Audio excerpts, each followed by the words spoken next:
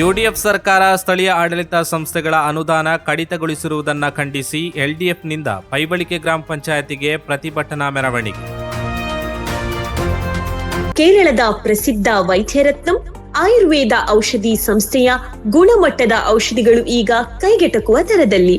ವಿವಿಧ ಆರೋಗ್ಯ ಸಮಸ್ಯೆಗಳಿಗೆ ಅನುಭವಿ ವೈದ್ಯರಿಂದ ಚಿಕಿತ್ಸೆ ಮತ್ತು ಸಲಹೆ. ವೈದ್ಯರ ಸೇವೆ ಸೋಮವಾರ, ಬುಧವಾರ ಮತ್ತು ಶನಿವಾರ ಬೆಳಗ್ಗೆ 10ರಿಂದ ಮಧ್ಯಾಹ್ನ 2ರವರೆಗೆ. ವೈದ್ಯರತ್ನಂ ಆಯುರ್ವೇದ ಮೆಡಿಕಲ್ ಮತ್ತು ಕ್ಲಿನಿಕ್ ಮಂಜೇಶ್ವರ. ಕರೆ ಮಾಡಿ 9447431005. ನಿಮ್ಮ ಆರೋಗ್ಯ ನಮ್ಮ ಜವಾಬ್ದಾರಿ.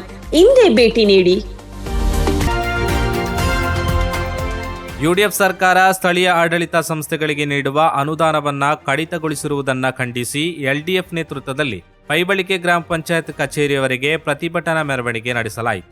ಪೈಬಳಿಕೆ ಗ್ರಾಮ ಕಚೇರಿ ವಿಲೇಜ್ ಆಫೀಸ್ ಆವರಣದಿಂದ ಆರಂಭವಾದ ಮೆರವಣಿಗೆ ಪಂಚಾಯತ್ ಕಚೇರಿ ಆವರಣದಲ್ಲಿ ಸಮಾಪ್ತಿಯಾಯಿತು. ಕಾರ್ಯಕ್ರಮವನ್ನ ಸಿಪಿಐಎಂ ಜಿಲ್ಲಾ ಸಮಿತಿ ಸದಸ್ಯ ಸಿಎ ಜುಬೈರ್ ಉದ್ಘಾಟಿಸಿದರು. ಈ ಸಂದರ್ಭದಲ್ಲಿ ಮಾತನಾಡಿದ ಅವರು, ಪಂಚಾಯತ್ಗಳ ಅನುದಾನವನ್ನ ಕಡಿತಗೊಳಿಸುವ ಮೂಲಕ ಎಲ್ಡಿಎಫ್ ಸರ್ಕಾರ ಜಾರಿಗೆ ತಂದಿರುವ ಕಲ್ಯಾಣ ಯೋಜನೆಗಳನ್ನು ಹಾಳು ಮಾಡಲು ಯುಡಿಎಫ್ ಸರ್ಕಾರ ಪ್ರಯತ್ನಿಸುತ್ತಿದೆ ಎಂದು ಆರೋಪಿಸಿದರು. ಜೊತೆಗೆ ಪೈಬಳಿಕೆ ಪಂಚಾಯತ್ ಆಡಳಿತದಲ್ಲಿ ಇರುವಂತೆಯೇ ಕೇರಳದಲ್ಲಿಯೂ ಬಿಜೆಪಿ ಬೆಂಬಲದೊಂದಿಗೆ ಯುಡಿಎಫ್ ಆಡಳಿತ ನಡೆಸುತ್ತಿದೆ ಎಂದು ಟೀಕಿಸಿದರು.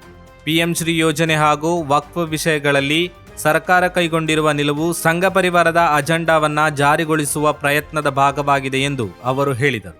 ಸಭೆಯ ಅಧ್ಯಕ್ಷತೆಯನ್ನ ಅಬ್ದುಲ್ ರಜಾಕ್ ಚಿಪ್ಪಾರ್ ವಹಿಸಿದ್ದರು. ಬೇಬಿ ಶೆಟ್ಟಿ, ಹ್ಯಾರಿಸ್ ಪೈಬಳಿಕೆ, ಪುರುಷೋತ್ತಮನ್ ಬಳ್ಳೂರು, ಚಂದ್ರನಾಯಕ್, ಬಶೀರ್ ಬಿಎ ಸೇರಿದಂತೆ ಹಲವರು ಮಾತನಾಡಿದರು. ಅಶೋಕ್ ಭಂಡಾರಿ ಸ್ವಾಗತಿಸಿದರು. പാവപ്പെട്ട മനുഷ്യര് വീടും അതുപോലെ തന്നെ ക്ഷേമ പ്രവർത്തനങ്ങളും ആരോഗ്യ മേഖലയിലെ പ്രവർത്തനങ്ങളും വിദ്യാഭ്യാസ മേഖലയിലെ പ്രവർത്തനങ്ങളും വളരെ കൃത്യമായി മുന്നോട്ട് കൊണ്ടുപോയ ഒരു സർക്കാരായിരുന്നു. ആ സർക്കാരിനെ താഴെ ഇറക്കുന്നതിന് വേണ്ടി വലതുപക്ഷ മാധ്യമങ്ങളെ കൂട്ടുപിടിച്ച് സകല മതവർഗീയവാദികളെയും കൂട്ടുപിടിച്ചുകൊണ്ടാണ് കേരളത്തിനകത്ത് മുസ്ലിം ലീഗും അതുപോലെ തന്നെ കോൺഗ്രസും യുഡിഎഫ് സംവിധാനവും കേരളത്തിനകത്ത് പ്രവർത്തിച്ചത്.